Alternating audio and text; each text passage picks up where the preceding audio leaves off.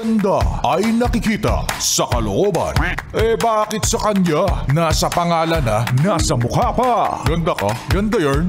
Ito na ang nagmamaganda at feeling diva. Ganda Wanda! Yes, friend! That was Uhaw by Dilaw. Playing here at 101.1 Yes FM at isang magandang Monday evening. It's me. It's your girl DJ Ganda Wanda. Nag-iisa walang kasing ganda. Kasama nyo na dahil wala naman kayong choice. Kakaloka. At shout out sa mga yes friend kong uhaw. Dehydrated pero hindi tubig ang kailangan kung hindi chismis.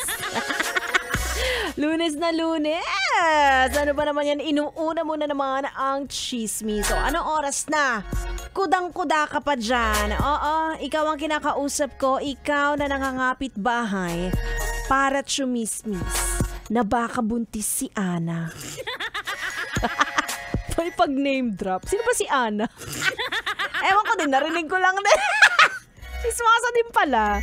Alam nyo, matatapos na lang ang buwan na to na hindi pa rin tayo nagbabago. Diba? Baka this time, ang pwede naman nating pag-usapan ay kung papaano po tayo uunlad sa buhay. Kung papaano tayo yayaman. Diba? Baka pwedeng bawas-bawasan naman natin yung pagtatopic natin sa buhay ng ibang tao. Challenge yun. Ay, hindi naman kaya. Hindi ko kaya Ganda Wanda.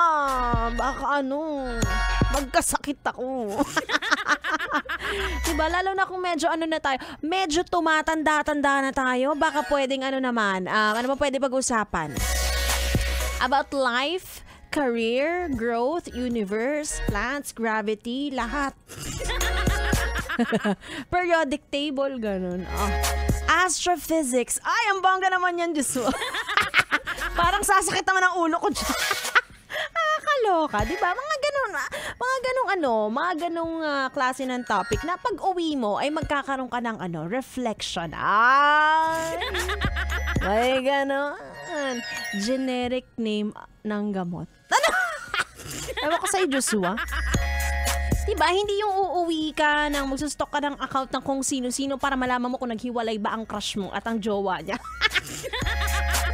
Ay, nako. Ito na ang paalala ni Ganda Wanda, ha. Tigilan na ang pakikipag-chismisan. Lalo na kung pinag-chismisan nyo ay buhay ng iba.